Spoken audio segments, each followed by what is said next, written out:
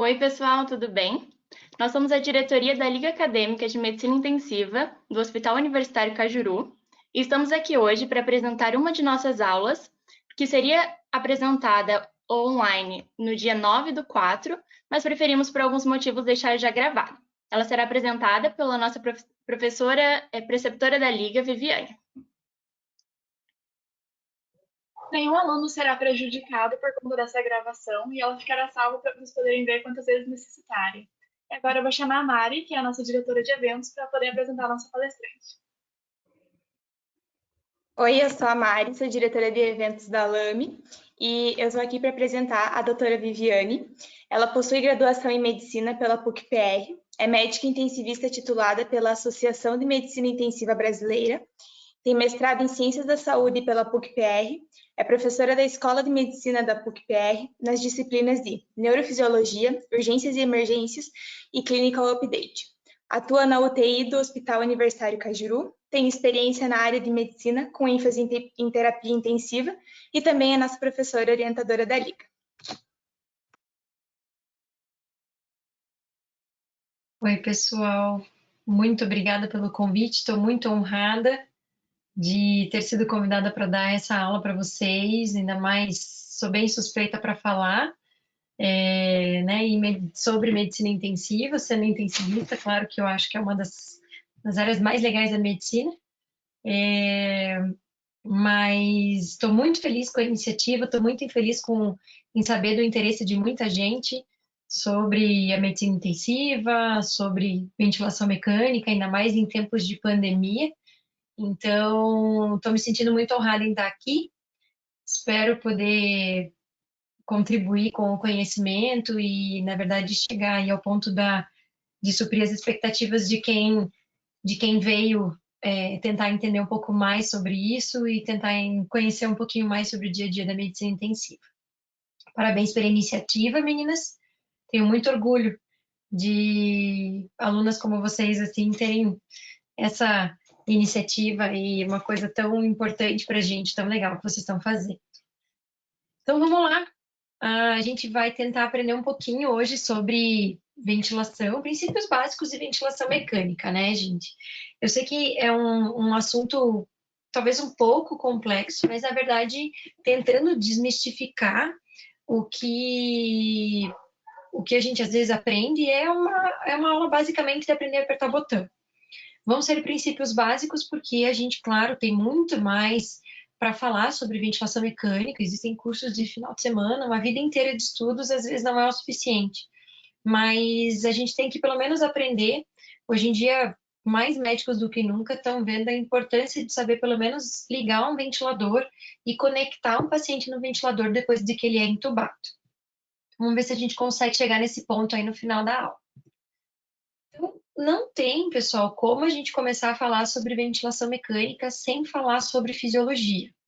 Toda vez que a gente vai simular alguma coisa num paciente, e no que eu digo simular, o que eu quero dizer é, na verdade, quando você vai usar alguma terapia de substituição no paciente, seja hemodiálise, seja ventilação mecânica, seja medicações, enfim, é que você está tentando estabelecer ou reestabelecer o processo fisiológico normal do paciente. Então, é importante a gente entender que nós temos ventilações. A nossa fisiologia pulmonar, ela é dotada de vários volumes, enfim, e é importante a gente dar uma relembrada disso. Então, o que a gente tem aqui nesse slide? A gente tem aquela tabela da espirometria, na verdade, o gráfico da espirometria. E o que ele mostra? Que o nosso pulmão, ele tem vários volumes de ar que cabem dentro do nosso pulmão. Então, eu tenho um volume corrente que é o normal, quando você respira, o teu basal, inspira, expira, inspira, expira, tá dentro do teu normal. Você tem um volume que, se você inspirar ou der aquele suspiro mais profundo, assim, você consegue encher mais o seu pulmão, assim como se você tentar expirar, né, forçadamente, você também consegue tirar mais ar do que o normal de dentro do seu pulmão, do que o comum ou o básico, né, o basal que você faz entrar e sair de dentro do seu pulmão. Então, nós temos, assim, esse volume corrente aqui, E nós temos também a questão do volume, aqui embaixo, vocês estão vendo aqui meu pointer, do volume residual, que tem um ar que fica dentro do pulmão sempre, que não sai em absoluto. Por que isso aqui é importante? Porque quando a gente vai ventilar um paciente, então quando eu vou ter que ajustar botões numa máquina para que o paciente ventile, eu preciso simular essas fisiologias, né? Então, o que acontece? Quando eu coloco um paciente dentro do tubo, eu vou ter que simular e eu vou ter que saber qual que é esse volume exato aqui, desse volume corrente normal. Eu preciso simular e dar para ele esse volume corrente. Então, aqui eu tenho o azulzinho aqui, ó, né, do volume que vai encher o pulmão durante o processo de inspiração.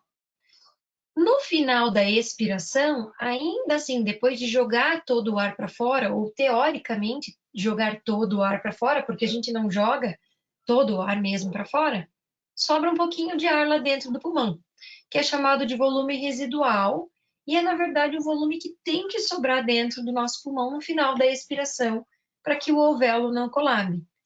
Então, quando eu estiver ajustando alguns botões do ventilador, eu vou ter que entender que eu tenho um volume que entra e um volume que fica lá dentro do pulmão na final da expiração, que é esse volume residual. Então, isso aqui é muito importante, é isso aqui que a gente vai simular quando a gente estiver mexendo no ventilador. A gente vai exatamente fazer uma simulação, um ajuste de ventilação mecânica, né, em que eu vou ajustar o volume corrente e que eu vou ajustar também o volume residual. Volume corrente, geralmente, no ventilador, ele vem como um DT, ou tidal volume, que ele fala, e o volume residual a gente não ajusta. A gente ajusta um valor que a gente chama de PIP, que é, na verdade, a pressão expiratória final positiva. É a sigla em inglês, mas o que eu preciso que vocês entendam já é que quando eu falo de ventilador, eu vou falar em pressões, mas como assim pressões? A gente tem que entender que o paciente, o nosso pulmão, quando ele tem um volume de ar enclausurado dentro do nosso pulmão, esse volume de ar vai gerar uma pressão. Esse volume de ar, quando ele está relacionado à inspiração, ele é uma pressão inspiratória. Quando ele está relacionado à expiração, então é uma pressão expiratória. Por isso que o volume que sobra no final da expiração, que é o volume residual, ele gera uma pressão final positiva, e por isso ele é chamado de PIP. Então, só começando a engatinhar aqui nos conhecimentos e nos conceitos que a gente tem de ventilação. Outra coisa que é importante a gente entender, a gente tem um ciclo de respiração. O nosso ciclo respiratório inclui inspiração, entrada de ar e distensão alveolar, distensão de caixa torácica, e a expiração, que é a saída de ar e, na verdade, aquele momento em que você tem a redução da expansibilidade, o retorno para volumes menores, enfim. O que a gente tem? Por que a gente respira? Porque a gente tem diferenças de pressão. Então, o que a gente tem aqui? Um momento zero em que não está inspirando nem expirando. Foi o momento em que terminou um ciclo. Para que a gente comece a respirar normalmente, a gente precisa fazer uma pressão negativa. O que é essa pressão negativa? Isso aqui é fisiologia. Essa figurinha está no gaito. A primeira coisa que acontece no nosso ciclo respiratório é uma contração de diafragma, músculos intercostais, que aumentam o diâmetro da caixa torácica, sem que entre nada dentro do nosso pulmão. Isso acontece, gente, e gera uma pressão negativa, porque eu aumento o meu continente sem aumentar o meu conteúdo. Então, a pressão daquilo, né, do que tem dentro do pulmão, ela fica negativa. Como a difusão, a passagem, né, o caminho, a direção do gás é de uma área de maior pressão para uma área de menor pressão, o meu ar vai entrar, obviamente, dentro do pulmão, porque agora a pressão está negativa. E aí, esse é o processo de inspiração, entrada de ar, entrada de ar, entrada de ar, até o momento em que eu tenho tanto ar lá dentro em que a pressão dentro do pulmão ficou maior do que a pressão atmosférica ou do pressão exterior. Então, a pressão pulmonar, ela está maior do que a pressão da caixa torácica. E aí, então, é o momento em que está tão distendido que é o momento, então, agora do ar tomar uma direção oposta de saída. Então, vejam que aqui eu tenho uma pressão positiva e aí eu tenho a saída do ar. Esse aqui é um processo fisiológico e natural da nossa ventilação. Acontece que quando a gente coloca um paciente sob ventilação mecânica, a gente não tem esse processo fisiológico. Então, eu não tenho obrigatoriamente essa negativação de pressão para que eu tenha a difusão dos gases. E até a gente fala que ventilação mecânica é um tipo de ventilação sob pressão positiva. Por que pressão positiva? Porque vejam que eu não tenho negativação.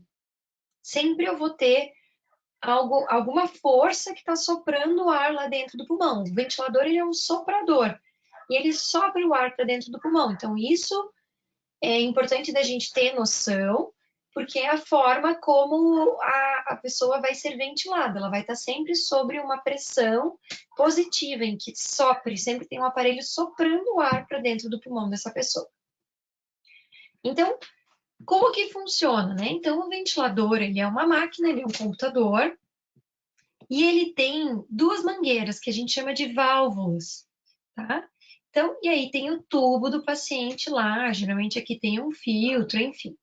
Então, tá o tubo, pode ter uma intubação orotraqueal, nasotraqueal, pode ser uma cânula de traqueostomia, todas as formas em que eu tenha uma prótese dentro da traqueia do paciente.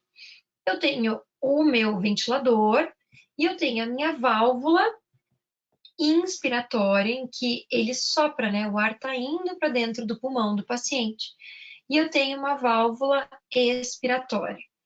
O que eu preciso que vocês entendam? Que essas válvulas, essas mangueiras, elas trabalham em momentos diferentes. Eu tenho uma válvula que manda o ar entrar, eu tenho a válvula que deixa o ar sair. Basicamente, ele faz um processo ativo de soprar o ar quando a válvula inspiratória está aberta e ele deixa o ar sair por uma diferença de pressão, que eu expliquei no slide anterior, e aí, através dessa válvula aqui.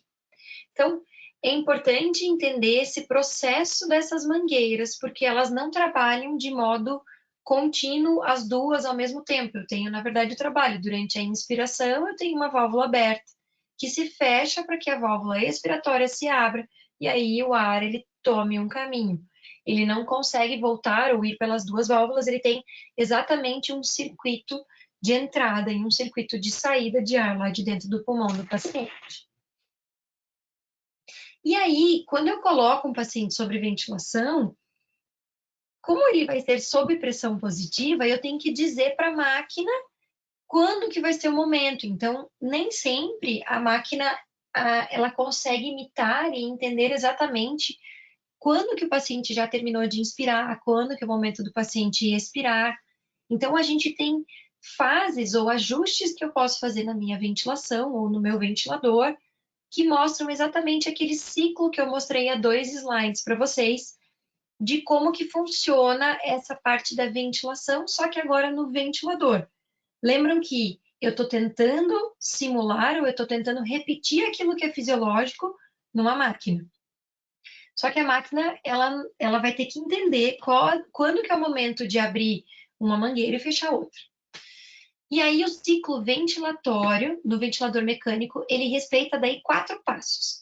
Nós inspiramos, expiramos. A gente não tem parada disso. A máquina, ela vai incluir 2 momentos a mais. O que são esses 2 momentos a mais? Eu vou ter um disparo, que é quando a máquina vai entender que é o momento de começar uma inspiração. E aí ela vai deixar o ar entrar. Entra ar, entra ar, entra ar. Entrou todo o ar dentro do pulmão, ou o que estava previamente ajustado, é o momento de fazer a ciclagem. Ciclagem é o que o ventilador vai ter que entender que é o momento de transição da inspiração para expiração. E aí ele precisa saber, ele não vai ter uma sensibilidade o suficiente para que isso não seja ajustável. Eu vou ter que mostrar para ele, veja, eu quero que entre tantos ml de ar. ou eu quero que fique tantos segundos inspirando. E é isso que, na verdade, determina a abertura da válvula expiratória com o fechamento da inspiratória, para que entre no momento de saída de ar, expiração, e no final da expiração, um novo disparo, para que daí eu tenha novamente a inspiração, ciclagem, expiração, disparo. Então, é assim que a máquina vai trabalhar. Então, fisiológico, a gente inspira e expira. Na máquina, tentando simular o fisiológico, a máquina dispara, disparou, abriu a válvula inspiratória, deixa o ar entrar, entrou num determinado momento, seja determinado por tempo ou por volume, previamente ajustado, ele vai fechar a válvula inspiratória, abrir a válvula expiratória, e aí vai deixar o ar sair. O ar saiu, vai ter um novo disparo e uma nova fase inspiratória. Então, aqui eu entrei com 2 pontos a mais. O disparo, que é o momento de iniciar a ins, e a ciclagem, que é o momento de iniciar a expiração. Uma coisa importante de comentar aqui é o seguinte: quando nós respiramos fisiologicamente, o processo de inspiração é ativo. Então, a gente inspira mediante contração de musculatura intercostal e diafragmática, que aumentam o diâmetro de caixa torácica. E a expiração é passiva de relaxamento muscular. Fisiologicamente, a gente precisa ter mais tempo expirando do que ins, porque é só a fase inspiratória do nosso ciclo que é ativa. Então, quando é passivo, ele demora um pouco mais. Por que é importante que todo ar que entre saia? Porque o pulmão ele precisa se esvaziar, enfim, por uma questão hemodinâmica, por uma questão de hiperinsuflação pulmonar. Quando eu tenho um paciente em ventilação mecânica, é a mesma coisa. Eu também preciso ter pelo menos o dobro do tempo, ou mais tempo na expiração. Porque o ventilador, ele é um soprador. Quando ele abre a válvula inspiratória, ele sopra o ar dentro do pulmão. Mas ele não suga o ar na fase expiratória. Então, inspirou, né? Entrou o ar lá, fechou a válvula inspiratória. Agora, ele abre a válvula expiratória. Ele não suga. Se ele sugasse o ar de dentro do pulmão, isso seria ruim, porque ele sugaria, inclusive, aquele volume residual dos slides anteriores. Então, não tem como. Então, ele só deixa o ar sair por uma questão de difusão de gases que vai da área de maior pressão para a área de menor pressão. Se eu só vou ter uma difusão, né, um movimento passivo das moléculas, eu preciso de mais tempo expirando do que inspirando. Então, a gente precisa sempre deixar os ajustes ali da ventilação mecânica para que eu tenha pelo menos um tempo suficiente para que o ar que entrou saia, para que aquele volume residual ele não vá aumentando a cada ciclo respiratório, porque isso pode trazer danos tanto à ventilação, à troca, à hematose, que é para que serve o pulmão, quanto até danos hemodinâmicos ali, pensando nos vasos torácicos que fazem retorno venoso para o coração. A representação da ventilação mecânica, ela é dada em gráficos. E aí, esse aqui é um gráfico que tem fluxo pelo tempo. E aí é o mesmo slide que eu tenho anterior, só que agora na representação da ventilação mecânica. Então vejam que o momento 4 é o momento de início de uma inspiração. Então aqui é o disparo. Olha lá, ó. Mudança da fase expiratória para inspiratória, que é chamado de disparo. Então fase em que termina a expiração e abre a válvula inspiratória. Abriu a válvula inspiratória, o ar vai entrar dentro do pulmão. Inspiração, fase inspiratória. Momento 2 é o momento, então, que eu tenho a ciclagem. É o momento em que eu termino a ins e vou começar a ex. Mas, professora, por que o gráfico foi lá para baixo? O gráfico aqui é de fluxo. O fluxo tem a direção positiva, está subindo, né? Está entrando dentro do pulmão, então ele está indo para cima. E ele tem uma direção negativa, ou exatamente o inverso do que é entrar, ele está saindo. Por isso que o gráfico aqui em cima subiu, e aqui no mesmo tempo, o fluxo, o ar, ele tomou a direção oposta, porque agora ele está saindo. Então, na verdade, agora ele vai em direção ao zero. Aqui ele vai em direção ao positivo e aqui ele vai de encontro ao zero. Tá? É como se ele podia ser para baixo aqui também, mas o fluxo tomou a direção oposta e a representação gráfica é aqui da fase 3, que é a expiração, indo em direção ao zero, que é para zerar o fluxo. O mesmo fluxo que entrou é o fluxo que vai sair. Então, para fechar e para entender um resumo, na ventilação mecânica, o ventilador vai ter um disparo, uma fase inspiratória de entrada de ar dentro do pulmão. Vai ser seguido de uma ciclagem, que é o momento entre a fase inspiratória, que termina a fase inspiratória e começa a fase ex, e aí eu tenho a fase expiratória de saída de ar lá de dentro do pulmão, até que aconteça um novo disparo. Então, esse aqui é um gráfico que demonstra a representação de como é o fluxo de ar numa ventilação controlada por volume. Tá, e como é que a gente ajusta a ventilação mecânica, né? Então, já entendi a fisiologia, mas quais são os parâmetros, o que eu faço? A gente usa ainda a Diretriz Brasileira de Ventilação Mecânica. Lá na página 19 da Diretriz Brasileira, eu sei que ela já tem quase 10 anos, mas é o que a gente tem ainda de material aí da AMIB, da Sociedade Brasileira de Pneuma, enfim, que mostra pra gente como a gente deve regular os modos iniciais ou convencionais.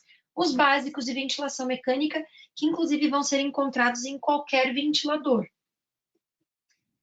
Como que eu ajusto a ventilação, né? Então, o importante para a gente ter, assim, noção é como é que eu faço? Acho que o mais interessante, assim, não quero ser intensivista, quero ser ortopedista. Pode ser que algum dia um ortopedista vai dar um plantão no pronto-socorro e acabe entubando um paciente e tenha que ligar o ventilador. Então, como que é feita essa regulagem inicial, esse modo básico? O que eu tenho que pensar? Durante a intubação de um paciente, nós fazemos medicações sedativas e bloqueadores neuromusculares. Uma medicação sedativa e bloqueador neuromuscular, normalmente, leva o paciente à redução do drive respiratório ou até à supressão no drive respiratório do paciente. Isso quer dizer que esse paciente ele vai ser dependente de modos em que o paciente dependa 100%, em que a máquina trabalhe 100% pelo paciente. E aí a gente tem dois modos básicos que podem ser ajustados. Lendo de trás para frente, eu tenho ventilação controlada a pressão e ventilação controlada por volume. Esses são os dois modos básicos de ventilação mecânica. E o importante é que, independente de qual é o modo que vocês escolham para fazer essa regulagem inicial, seja o mais fisiológico possível, aquilo que vá realmente demonstrar, que vá simular a fisiologia, que a gente não traga mais dano ao pulmão do paciente, que a gente consiga fazer uma ventilação dentro da necessidade fisiológica do paciente. Então, como que eu regulo? Quais são os parâmetros e quais são os botões que eu vou apertar? Então, vejam, existem diferentes botões, depois eu vou mostrar um simuladorzinho de ventilação ali, mas o que eu preciso fazer nessa regulagem inicial aqui? Eu vou precisar ajustar uma suplementação de oxigênio, que é chamada de fração inspirada de O2, que é quanto eu dou de oxigênio. Normalmente, essa fração inspirada de oxigênio, a máquina, o ventilador, ele tem uma conexão na parede no ar ambiente e uma conexão no oxigênio. E ele mistura, ele tem um misturador de gás. Então, ele vai de ar ambiente, em que a gente tem 21% de oxigênio, até 100% de oxigênio. E aí você vai colocar entre 21% a 100%, sendo o suficiente, o alvo, na verdade, da tua fração inspirada de oxigênio vai ser baseado na saturação do paciente. Quanto ele vai usar? O suficiente para saturar entre 93% e 97%. É isso que ele vai colocar. Você vai ter que ajustar um volume corrente, que pode ser de forma direta ou indireta. Vou explicar por que nos slides mais para frente. O volume corrente, ou VT, que eu coloquei no terceiro slide da aula para vocês, ele é de 6 a 8, mas mais para 6 ml por quilo de peso predito. O peso predito é o peso magro porque o pulmão não engorda, gente. O pulmão não acompanha a engorda da pessoa. Então, é um peso que você vai tentar, não é que estimula, você vai estipular esse peso pela altura do paciente, qual seria aquele peso magro do paciente. Existe uma fórmula para calcular isso aí. Vai ter que ajustar uma frequência respiratória dependendo da necessidade metabólica do paciente daquele momento. Normalmente, se o paciente, vamos pensar que o paciente não tinha nenhuma alteração metabólica, não tinha que compensar nada, ele não estava taquipneico anteriormente, enfim, você vai colocar uma frequência respiratória normal, entre 12, 16, no máximo 20 incursões respiratórias por minuto. E dentro do ajuste da frequência respiratória, a gente vai ter que ajustar o fluxo ou o tempo inspiratório aqui. Vão entender em slides mais para frente, vamos ver se a gente consegue facilitar esse ajuste. E aí, a gente tem que ajustar uma PIP. Lembram que eu falei para vocês que a PIP, ela simula o volume residual? Pessoal, vamos entender. Por que eu tenho volume residual? Porque no final da minha expiração, a minha glote, ela fecha. Se a minha glote fecha, ela não permite a saída completa do ar que eu tinha dentro do meu pulmão. Aí, nós médicos, bem intencionados que somos, vamos lá e entubamos o paciente. A gente põe um tubo lá dentro da garganta, dentro da glote do paciente, passa pela glote e fica lá dentro da traqueia do paciente esse tubo. Qual que é o problema? A glote não consegue fechar porque você colocou uma prótese ali no meio. Então, se você não contar para o ventilador que ele não pode deixar todo o ar sair, ele vai deixar todo o ar sair e aquele pulmão vai atelectasiar. Então, a presença do tubo não deixa a glote fechar e não deixa o paciente fazer fisiologicamente a manutenção do seu volume residual. Para que a gente possa, então, manter esse volume residual, a gente fala para a máquina, olha, veja, eu quero que o ar saia do pulmão, mas um pouquinho tem que sobrar. Quanto pouquinho você quer que sobre? O suficiente para gerar uma pressão de 3 a 5 centímetros de água, que é o fisiológico que o nosso volume residual causa, ou o nosso volume residual ele gera uma pressão de 3 a 5 centímetros de água. É isso que a gente está fazendo aqui para colocar um parâmetro num paciente, vamos considerar assim, muito bem, um paciente com rebaixamento do nível de consciência, mas pulmão normal, não tem doença pulmonar para eu tentar corrigir ou ajustar na ventilação mecânica. O que eu preciso ajustar? Um oxigênio para ele saturar bem, um volume corrente baseado no peso predito, uma frequência respiratória e um volume residual que tem que sobrar lá, que eu simulo através da PIP.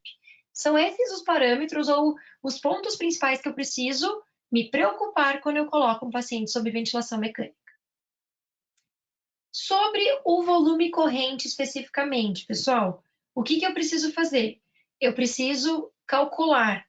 Então, aqui está uma fórmula para vocês saberem, levarem para a vida. Às vezes a gente faz tabelas já previamente determinadas. Então, alturas ali, 1,50 m, 60, 70, 80, 90, enfim, a gente estima a altura da pessoa e a gente faz um cálculo. Cada um pode fazer, ter sua curiosidade de fazer qual que é o seu peso ideal, e aí descobrir se esse peso, o seu peso real, ele é alto ou baixo baseado nesse volume. Mas são geralmente pesos baixos. Então a gente tem que se acostumar a usar volumes correntes baixos para que a gente não induza lesão pulmonar pela ventilação mecânica. Então, como é que acontece assim, né? O que a gente precisa de todos esses botões? Basicamente, então, vai ser uma telinha de computador que eu vou ter lá no meu ventilador, e aí eu vou ter que ajustar. Quais são os botões que eu tenho que apertar? Aqui é o resumo do que eu vou explicar nos próximos slides. O que eu tenho? Modo a volume, então ventilação controlada por volume, ou modo a pressão. O que muda basicamente desses dois modos aqui? Na ventilação controlada por volume, eu ajusto um volume corrente e um fluxo, e na ventilação controlada por pressão, eu ajusto uma pressão e um tempo inspiratório. Tempo ou fluxo, eu tenho que ajustar para tentar manter a relação de quantidade de tempo 1:2 ou 1:3. O que é isso? Está falando que a minha expiração vai ser o dobro ou o triplo da minha inspiração. O porquê eu já expliquei para vocês. A expiração é passiva, seja fisiológica, seja na ventilação mecânica, ela precisa de mais tempo, porque sobrar ar dentro do pulmão é ruim. A gente chama isso de auto-PIP. Isso gera alterações hemodinâmicas e ventilatórias. A quantidade de oxigênio que a gente vai ter que dar é de acordo com a demanda, O objetivo de saturação do paciente é esse aqui, a PIP 3 a 5 e a frequência respiratória é de 12 a 16. Professor, o que é a sensibilidade que a gente precisa ajustar? É um botão a mais que basicamente coloca para o ventilador o quão sensível aquele ventilador vai ser ao paciente. O que isso quer dizer, gente? Que em ventilações controladas eu posso deixar o paciente ventilar também, se essa for a vontade dele. Como assim? Vamos dizer que eu coloquei 12 incursões respiratórias por minuto de ajuste prévio do paciente. Só que o paciente quer ventilar 14 vezes e não 12. Tudo bem, a gente pode deixar. E como é que esse ventilador ele vai sentir que o paciente quer ventilar? Lembram que quando a gente quer ventilar, a gente faz uma contração de diafragma e musculatura intercostal e a gente aumenta o diâmetro torácico? A gente faz uma pressão negativa lá dentro do nosso pulmão. Então, a gente pode ajustar uma sensibilidade que, se eventualmente o paciente fizer contração de músculo, né, intercostal, músculo diafragmático, e ele gerar uma pressão negativa, o ventilador vai entender, olha, ele quer respirar, vamos deixar. E daí ele joga, ele sopra o ar uma vez a mais, 2 vezes a mais, quantas vezes for a demanda do paciente. Então, isso aqui é o ajuste de sensibilidade que a gente fala do ventilador. Então, olha só, o que eu vou ajustar? Isso aqui é um parâmetro que eu tenho, e esse aqui é um simulador disponível nesse site aqui. Ele é um pouco lento para rodar, mas ele funciona, é bem interessante, ele funciona de graça, vocês podem brincar, entre aspas, de ventilar diferentes tipos de pacientes. O que eu quero mostrar aqui para vocês? Eu desmembrei a tela em diversas telas. Então, eu estou fazendo aqui uma ventilação, eu optei por ventilar o meu paciente a volume, ventilação controlada por volume. Então, aqui em verdinho é uma cisto controlada a volume. Aqui está o que eu ajusto para o meu paciente. Aqui estão os gráficos representados, gráfico de volume por tempo, gráfico de fluxo por tempo, e esse gráfico vocês já viram, alguns slides, e gráfico de pressão por tempo. O que eu devo ajustar quando eu ventilo? Então, optei por ventilar o paciente a volume. Por que eu optei? Porque sim, porque eu acho bom. 80% da população brasileira ventila o paciente a volume, né? Da população médica que ventila pacientes que usam ventilador mecânico. Quais são os botões que eu ajusto? Eu tenho que ajustar um volume corrente, e aqui eu coloquei 420, supondo que o paciente tenha 70 kg de peso ideal. Eu coloquei uma frequência respiratória de 16. Eu coloquei uma FO2 de 30% e eu coloquei uma PIP de 5, com aquela sensibilidade de -2, que é se o paciente fizer essa pressão, ele vai conseguir ventilar. E eu ajustei um fluxo de 40 litros por minuto. A diretriz fala para usar fluxo de 40 a 60 litros por minuto como um parâmetro que a gente ajusta de ventilação inicial aqui quando é controlada a volume. Isso foi o que eu ajustei. O que o paciente está fazendo às custas disso aqui? Vejam que o paciente está fazendo um volume corrente de 432. Então, a tela em azul é o que eu fiz. A tela em verde é o que o paciente recebeu daquilo que eu tinha previamente ajustado. Então, vejam que não é bem fixo, mas ele é, na verdade, um ajuste próximo, né, aproximado. Então, ele está fazendo um volume de 432. Essa frequência com esse fluxo que eu ajustei está me dando uma relação em Zs de 1 para 2, que é o suficiente, é o que eu preciso. Não está sobrando ar no pulmão no final da expiração, está saindo ar.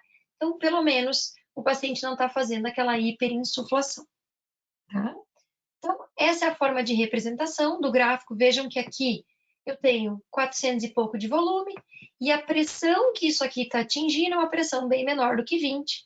Aqui, ajustando em uma pressão de 13, muito seguro para um paciente, uma ventilação mecânica que segura para que não tenha lesão induzida. Então, em resumo, quais são os botões ou quais são os parâmetros que eu tenho que ajustar quando eu opto por ventilar um paciente a volume controlado, né? Uma ventilação assisto controlada a volume. Um volume corrente, um fluxo, uma frequência respiratória, uma FO2 e uma PIP. Qual que é o meu grande problema de ventilar o paciente a volume? A máquina, ela não sabe que pode ser que eu assopre demais dentro do pulmão a ponto desse pulmão explodir. Então, eu preciso falar para a máquina que, se eventualmente a pressão que gerar aquele volume corrente que está entrando dentro do pulmão do paciente causar uma pressão muito maior do que 40 ou atingir 40, ela precisa imediatamente fechar a válvula INS e abrir a válvula ES. Eu comparo muito com a panela de pressão. A panela de pressão, quando atinge uma pressão muito alta a ponto dela explodir, ela abre a válvula de escape. A nossa válvula de escape no ventilador é a válvula expiratória. Abre a válvula ES, deixa o ar sair. E ali, quando eu tenho a válvula inspiratória soprando muito, gerou uma pressão inspiratória de 40, bateu essa pressão, eu deixo esse alarme, que daí ele imediatamente abre a válvula ES e não deixa o pulmão explodir. Explodir o pulmão é, na verdade, fazer um barotrauma, um pneumotórax por ventilação mecânica. Não quero ventilar a volume, quero ventilar o paciente a pressão. 20% da população brasileira ventila, que usa ventilador mecânico, opta por esse modo ventilatório. Tranquilo. Quais são os parâmetros que eu ajusto? Mesma coisa, telona em azul aqui para vocês é o que eu ajusto, o verdinho é o que o paciente está fazendo, e aqui do lado direito de vocês eu tenho os gráficos. Quais são os botões que eu ajusto? Uma pressão, uma frequência, uma FO2 e uma PIP. Vejam que aqui tempo de subida e pausa estão zerados, eu não estou ajustando a sensibilidade. O que mudou, na verdade, do anterior, do ventilação controlada a volume? É que agora eu não ajusto diretamente o volume corrente. Eu vou ajustar, na verdade, uma pressão, e aí eu vou ver se essa pressão... Lembra que pressão é o volume de ar que está enclausurado, que está lá dentro de um recipiente? O volume de ar que entrou durante a inspiração gera uma pressão inspiratória. Então, essa pressão aqui que eu ajusto, nada mais é que um volume de ar que consegue entrar dentro do pulmão e que gera essa pressão. Isso vai depender. Quanto de pressão eu vou ter que dar para o meu paciente? Depende, gente. Existe um pulmão, eu comparo. Existe um pulmão que é bexiga e um pulmão que é garrafa PET. Dependendo da complacência pulmonar, eu vou ter que dar mais ou menos pressão. Vamos pensar que eu tenho uma bexiga e uma garrafa PET. E eu quero fazer que entre 500 ml de volume de ar dentro dos dois. 550, sei lá. Para eu colocar 500 ml numa bexiga, a força é X. Mas para eu colocar 500 ml numa garrafa PET, eu tenho que fazer 3 vezes X. Então, a pressão, porque a parede dela é mais rígida. Então, a complacência desse pulmão aqui, garrafa PET, ela é menor. A pressão tem que ser maior para conseguir expandir. A da bexiga, a pressão, ela precisa ser menor porque eu tenho mais elasticidade. Um conceito de complacência e elastância. Mais de complacência porque é a capacidade de distender as custas de uma pressão. Então, o que eu faço? Eu vou ajustar uma pressão que vai variar entre 12, 20, vou avaliar e vou ter que checar se o volume corrente que está sendo feito, que está gerando ali, é adequado para o meu paciente. Então, vamos ver, ó, aqui eu dei 10 de pressão e o volume corrente que foi para o paciente de 550.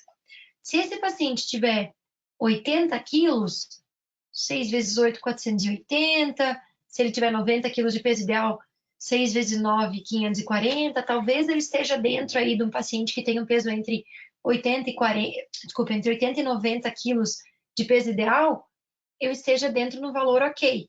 Mas se o peso ideal do paciente for entre 60 e 70, tá demais. Se o pulmão é bom, eu posso usar menos pressão.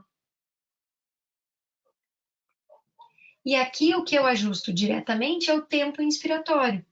Se eu coloquei uma frequência de 16, eu vou colocar aqui um tempo inspiratório, eu vou dividir a minha respiração e vou passar 1,2 segundos inspirando e o resto expirando.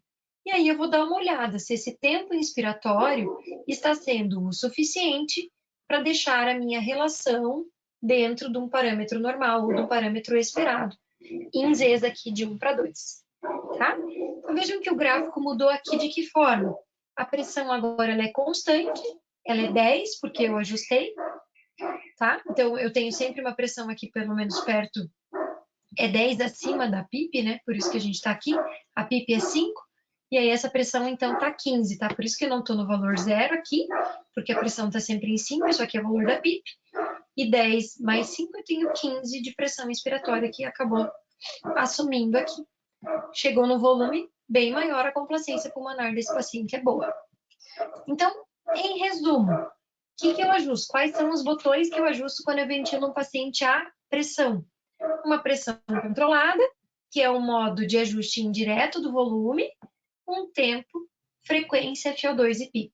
Vejam que esses 3 últimos aqui são iguais, o que muda são os 2 primeiros nas ventilações, controlada volume e controlada pressão. Qual que é o problema que eu tenho? Aqui eu não tenho risco de barotrauma, porque eu nunca vou colocar uma pressão controlada de 40. Só que eu tenho um problema de que se eventualmente a complacência pulmonar do paciente mudar ou não estiver tão boa e eu não me preocupar em checar o volume corrente, pode ser que o paciente comece a fazer hipoventilações. Hipoventilações, elas estão relacionadas a volumes correntes baixos, retenção de CO2, acidose e complicações até hemodinâmicas para o paciente. Então, eu tenho que colocar um alarme de volume corrente mínimo para que daí eu possa ir lá e ajustar a ventilação mecânica do paciente, enfim, para que ele não faça esse tipo de alteração ali ou hipoventilação. Após a regulagem inicial, a gente precisa checar se a ventilação mecânica do paciente está boa. E como que eu checo esses parâmetros? Como é que eu checo a ventilação? Mais ou menos uns 30 minutos depois, eu tenho que coletar uma gasometria. Eu tenho que ficar muito de olho, porque o ato de intubação e colocação do paciente numa ventilação mecânica causam muita repercussão hemodinâmica. O paciente pode ficar, eles fazem muita hipotensão, seja porque é o sedativo, seja porque a pressão positiva que a gente coloca da ventilação, ela pode causar diminuição de retorno venoso, pode causar hipotensão, a auto-PIP, se eventualmente o paciente fizer uma hiperinsuflação, e até mesmo se a gente não cuidou de parâmetros iniciais, aquela ventilação que se faz no ambu antes de conectar o paciente no ventilador mecânico, pode fazer uma pressão de pico que na mão a gente não afere, e eu posso gerar um pneumotórax nesse paciente. Então, sempre após uma intubação e uma colocação em ventilação mecânica, eu preciso coletar uma gasometria arterial do paciente e eu preciso fazer uma radiografia de tórax desse paciente para avaliar se o tubo está bem colocado, se ele parece bem ventilado, enfim, através dos parâmetros gasométricos. E aí, a gente tem que pensar também, eu vou comentar com vocês aqui rapidamente, sobre quando um paciente quer, pensando em parâmetros básicos, quando um paciente vai ser colocado em desmame de ventilação.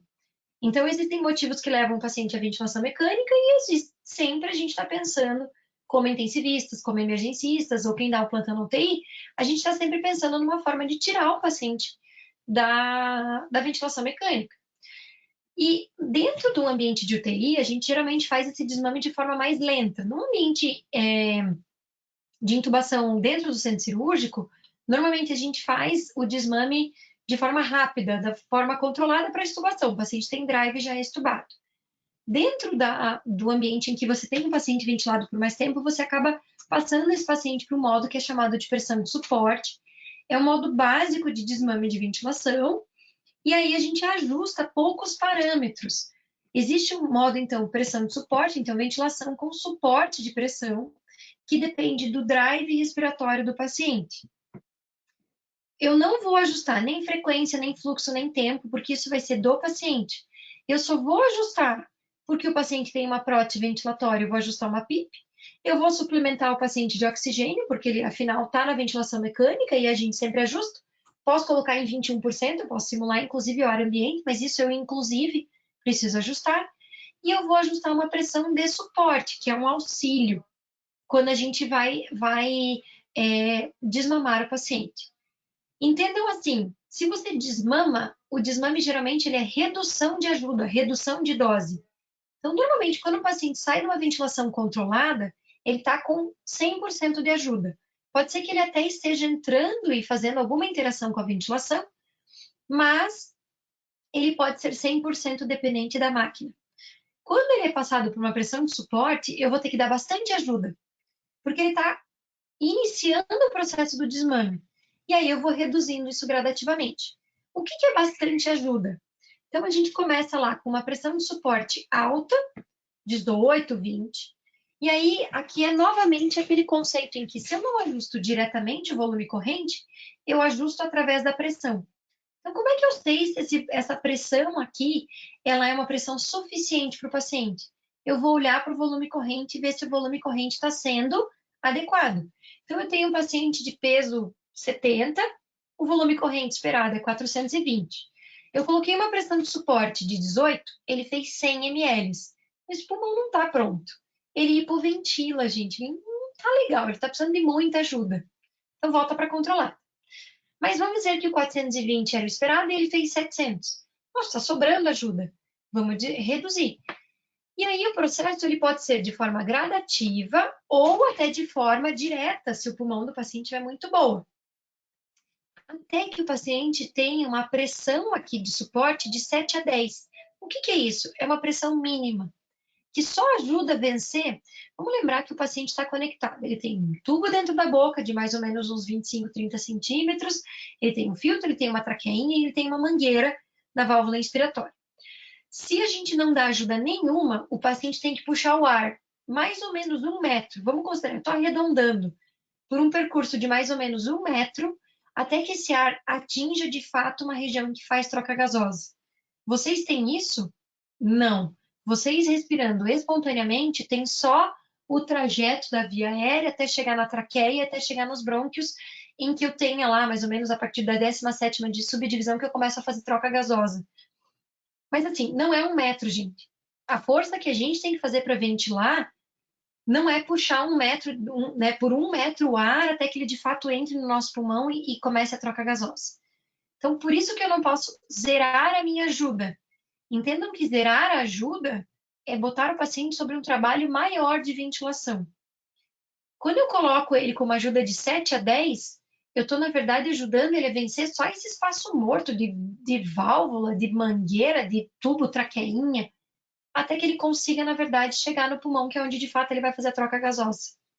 Então, o mínimo que o paciente vai usar é uma pressão de suporte de 7 a 10. Se ele ficar bem com esse parâmetro, ele é um paciente que pode ser estubado, passado para neva, um paciente que tem condições de respirar sozinho. Qual que é o problema da gente ventilar o paciente numa ventilação de suporte? Depende 100% do paciente. Existem pacientes que vão entrar num estado de apneia. Então, o alarme que eu tenho que colocar é de apneia. Olha, ventilador, se o paciente ficar 30 segundos sem respirar, você entra e manda a ventilação. Porque aí a gente consegue deixar o paciente garantido do ponto de vista da respiração. Não vai entrar em apneia e aí ele vai conseguir garantir um mínimo de ventilação. Como que eu decido a extubação, a passagem para neva? Daí eu tenho que... É um checklist. Como é que é? O paciente melhorou da insuficiência respiratória, está tossindo, está estável, está com Glasgow bom, não tem previsão de ser entubado nas próximas horas. Tá bom. Aí eu faço o teste da minha respiração espontânea, que é baixar parâmetros, deixar num parâmetro mínimo, simulando uma ventilação espontânea.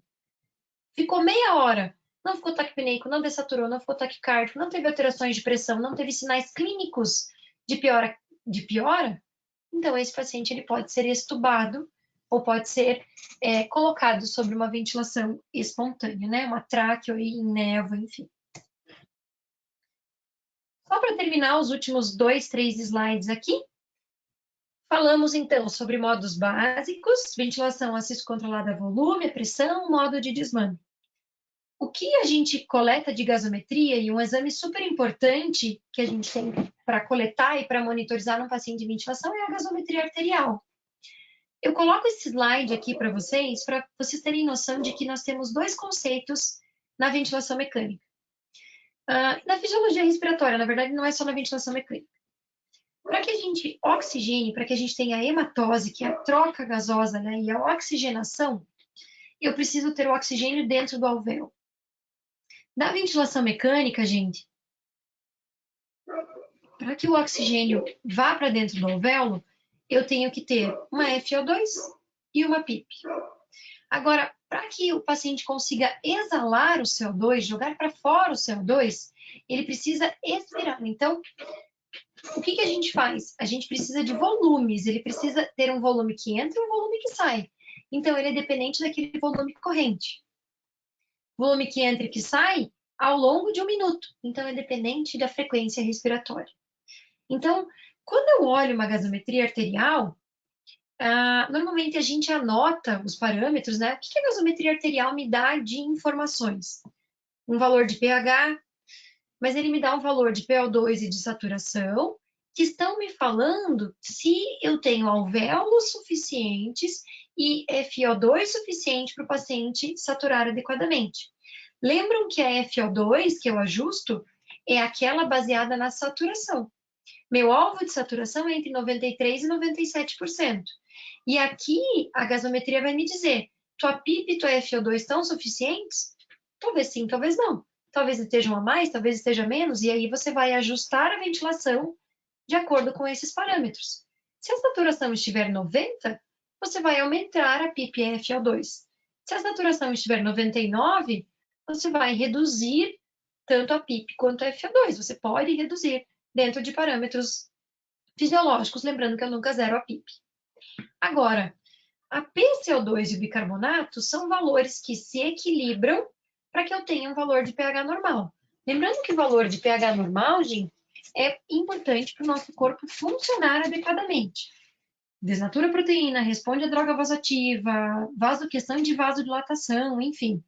Então, há muita importância para o nosso funcionamento corporal normal que valores de PCO2 e bicarbonato se adequem. Eu não falo, não é dentro da normalidade, mas pelo menos eles têm que ter uma equivalência para que eles mantenham um pH normal.